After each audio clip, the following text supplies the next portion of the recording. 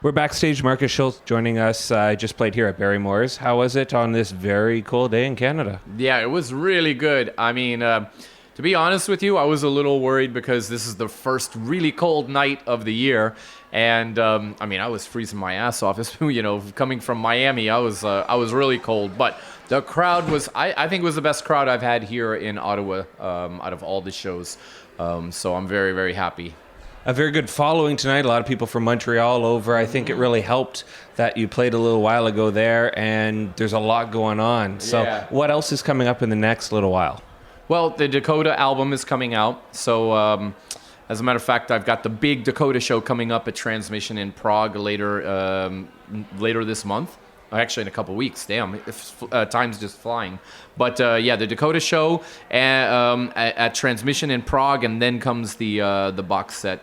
So yeah, it's been a year in the making, you know, but it's been a couple of years in my like building, you know, and I'm really excited about it. We met a long time ago. I used to listen to the radio show when you were doing on Party 93.1. And I'm a radio guy, so was radio one of those big things that you felt was very important to your career? And is it something that you still think is relevant today? Yeah, absolutely. I mean, well, first of all, when I moved to the U.S., I didn't speak English. And it was very difficult for me. You know, the culture was different than Germany, and so I would lock myself in my room, and I would just listen to the radio. Back in those days, I would listen to the mixed shows, and I would listen to the, you know, even during the daytime when there were no mixed shows, I would just listen to the radio.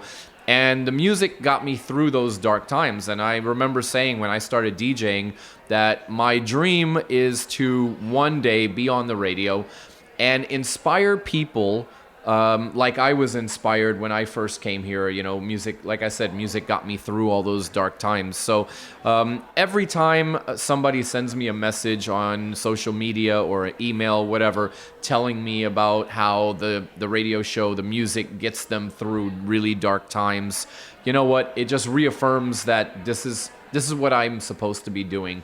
You know, it doesn't matter if you do a radio show and only one person out there is listening. If you change that one person's life, if you're important to that one person, then that's really all that matters, because, you know, changing people's lives one person at a time, or changing the world one person at a time, you know, sometimes that's the way you got to do it. So I'm committed to my radio show. It's something that is, I feel it's my destiny. And with that, there's not much else to ask, because that answers a lot of my questions of how passionate you are around all the things that you do. So a pleasure as always. I wish you the best. Get home, get warm, and who knows, maybe we'll keep doing the radio show. All right. Yeah, for sure, man. Just like I said, remember, there's people out there that they live for the music, you know, and the music inspires them. And I know sometimes doing the radio show can be a grind. You know, I'm traveling. I spend 200 days a year in a hotel. Every Wednesday, though, is radio show day for me.